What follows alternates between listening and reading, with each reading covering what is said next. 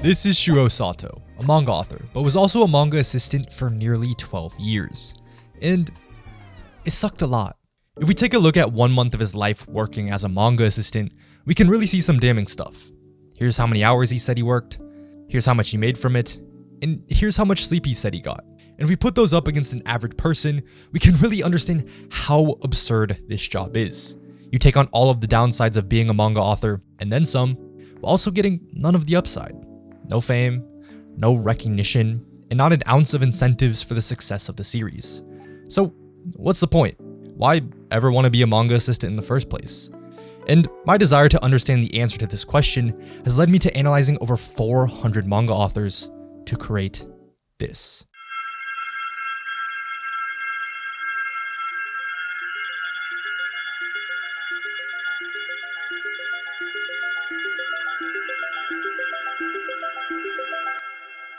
But before exploring how there's an actual connection between the godfather of manga, Osamu Tezuka, and my psychotic goat, Tatsuki Fujimoto, we have to talk about what the hell does a manga assistant even do, and why working that job probably isn't what you think it would be.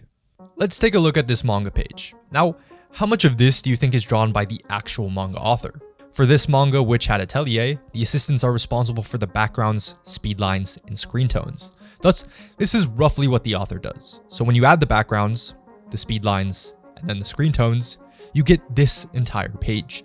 And it's the culmination of multiple people that are responsible for the work you read on a frequent basis. However, it's important to note that the work that goes into being an assistant drastically differs from series to series. Comparing what we just learned about the workflow of Witch Hat to one of my favorite manga ever, Vagabond, you would be kind of surprised by how the work is split up.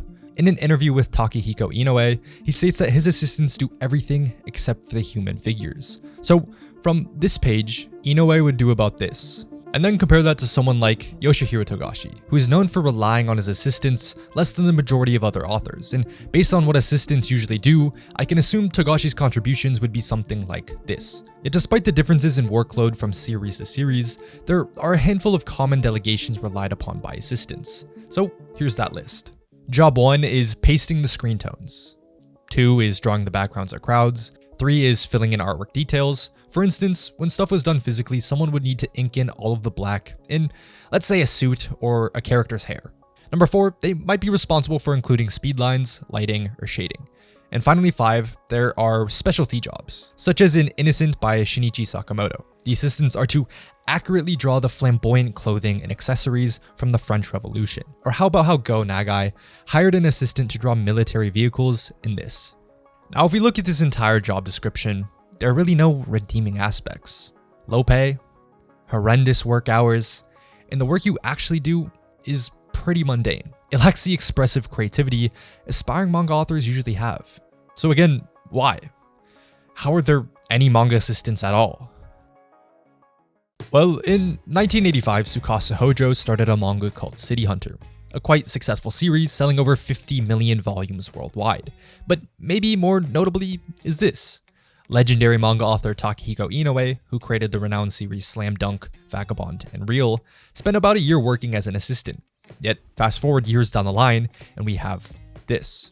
Yasuhisa Hara, the creator of potential top 10 manga kingdom, ended up working for 4 months as an assistant to Inoue. And to continue this trend, another legendary manga author, Sui Ishida, worked as an assistant for Hara. Therefore, to understand why anyone would want to be a manga assistant, the answer probably lies within here. See, what you're looking at is the manga author family tree. It denotes the notable relationships of over 150 authors. For instance, the creator of JoJo's, Hirohiko Araki, had 3 notable assistants. The first is the creator of Erased, Kei Sanbe. Next is the author of this Shonen Jump manga, Hiroshi Shibashi. And thirdly is the creator of Summertime Rendering, Yasuki Tanaka, who later went on to have the creator of My Hero Academia work under him. And it's this student-mentor relationship that is the driving reason to work as an assistant. And nothing illustrates that fact more than this. If we analyze the 100 most popular manga to find the percent of authors that worked as an assistant prior to finding their own success, you would find about half worked as an assistant. And this is only including information that is readily available. So in my estimation, that percentage is probably a little bit higher. This assistant job is just a way to get their foot in the door. It's a launchpad forward to achieving the success of the individuals these people are working for. Because through working as an assistant, they gain that first-hand experience of how to create a serialized manga. They'll be able to pick up on how authors delegate their work, learn what it's like releasing a weekly chapter, and most importantly is testing your ability to just learn from someone already excelling in the field. Which is why someone like Hara could be assigned to work as an assistant while already having a deal finalized for his future series. But how did I make this? How did my random curiosity of manga assistants create this elaborate entangled graph? Well, as I learned more about manga assistants, I would slowly figure out who worked for who. And it kept on making me want to ask questions like, which authors were able to gain that knowledge as an assistant to turn it into successful series themselves? Or what about which authors have been able to foster multiple successful disciples? And finally, what strange paths of connecting mangaka can be created from everyone working together? And let's just say that this path right here absolutely blows my mind. But to unravel these questions, let's start over from the very beginning. Let me highlight the most notable connections to build a foundation for the tree. And what better place to start than by looking at the man responsible for pioneering manga, Osamu Tezuka. Tezuka had numerous assistants while creating what is said to be over 700 total series. But these are the most noteworthy ones. First is Leiji Matsumoto, with his most notable work being Captain Harlock. Next is Mitsutaro Yokoyama, who created Giant Robo. Another is Fujio A. Fujiko, who is a part of the manga duo that created Doraemon. The next two are branded with the monikers the King of Manga and the King of Gag Manga. The first being Shotaro Ishinomori, who's responsible for creating this and also Kamen Rider, where he also mentored another amazing author, Go Nagai. Now finally there's Buchi Terasawa, who isn't as recognized for his own manga but creates fascinating connections with more recent manga authors, which in my opinion is the most fascinating part of the graph. Being able to recognize the connecting pathways between legendary authors, such as this one that connects Osamu Tezuka to the great Kentaro Miura. And to find that path, you would follow Miura, who assisted George Morikawa, the creator of Hajime no Ippo, who then assisted Shuichi Shigeno, the author of Initial D, who assisted Akira Hiro, who assisted Shotaro Ishinomori, who then assisted Osamu Tezuka. But how do we get away from the 60s in a way that is actually able to connect to an author that first released something in the 2020s? Well, there's one artist specifically that facilitates the merging of generations, Takeshi Obata, who despite being able to connect to that earlier period, has been the artist of several notable manga you'll be sure to recognize, such as something even as influential as Death Note, where he's been able to foster prominent assistants that open up a pathway to the rest of the graph. And the first to open up that path forward is Yoshiyuki Nishi, who hasn't really made anything that I personally recognize, but is also connected to the next pillar. The next assistant to work for Obata is who I consider to be the greatest artist in all of manga, Yusuke Murata. He's the one behind the art of Ice Shield 21 and also does One Punch Man. Now the next assistant is Kentaro Yabuki, who made Shonen Jump manga Black Cat, To Loveru, and also Darling in the Franxx. While the final notable assistant is Nobuhiro Watsuki, the author of Rurouni Kenshin, who ended up working as an assistant to several mangaka and also had two sensational authors work under him. The first being Hiroyuki Take, who made Shaman King, and the next being Eiichiro Oda, who just made this super insignificant manga that we don't even gotta talk about.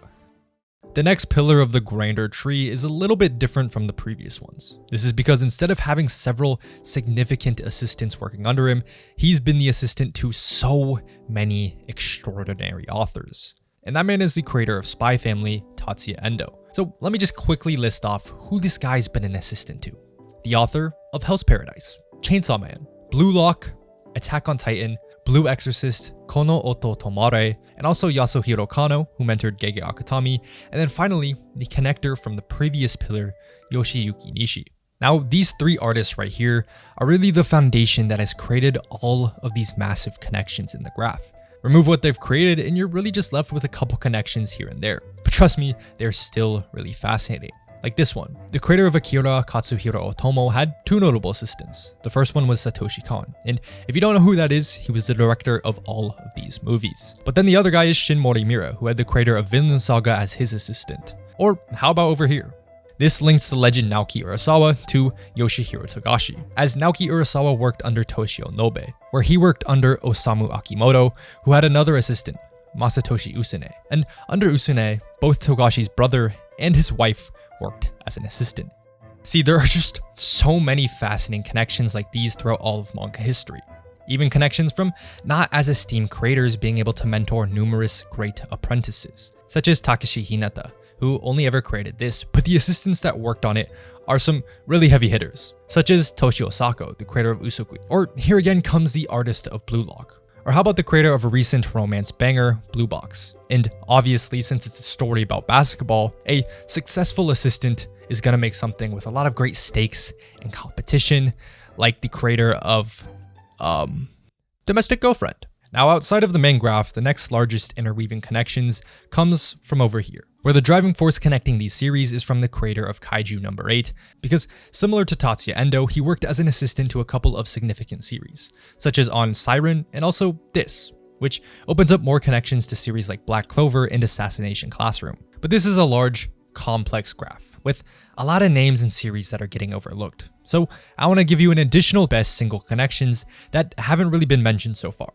And I'll start it off with Aka Akasaka, the man behind both Love is War and Oshinoko, where he worked through Kazuma Kondo, the creator of Dead Man Wonderland. The next one is a manga that I think is super underrated, Blue Giant by Shinichi Ishizuka. Ended up working as the assistant to the creator of PTSD Radio. Now, there are also two great psychological manga that are connected, those being I Am Hero and Homunculus. But a connection that is a little more odd is between the creators of Diamond No Ace and Rent a Girlfriend.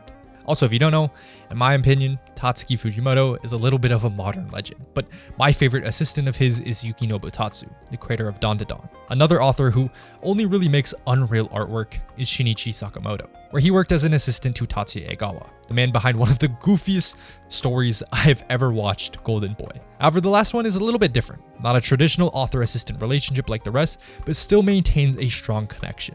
And it's between the creators of Baki and Beastars, where the Beastars creator, Paru Itagaki, is actually the daughter of the creator of Baki.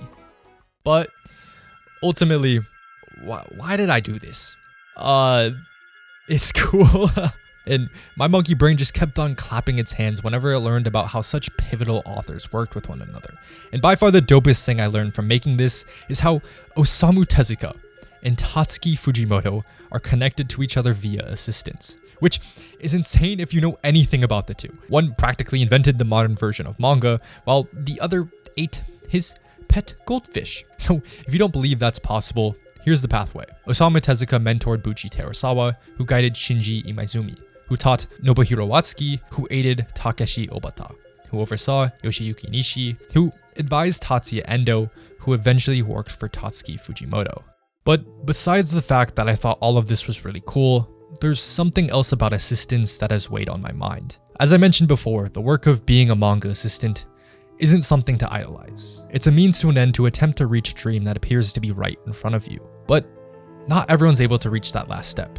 Just take a look at this. These are all of the assistants I found to be working under Horikoshi for My Hero Academia. And I know I'm probably missing people too, but there are still this many names, all presumably with similar dreams of being a successful mangaka, which is kind of sad. Many will try and not reach the necessary levels of success for independent serialization, which can lead them to working twice as much in a field where you already work twice as much than a typical Western 9-to-5. But without them, we wouldn't be able to consume all of the great stories out there. And if anything, I just want to thank them, recognize them, and understand them a little bit more, where I hope that all assistants that have aspirations for personal success can find it and become a little dot on a stupid graph made by an idiot who just spent way too much time on it.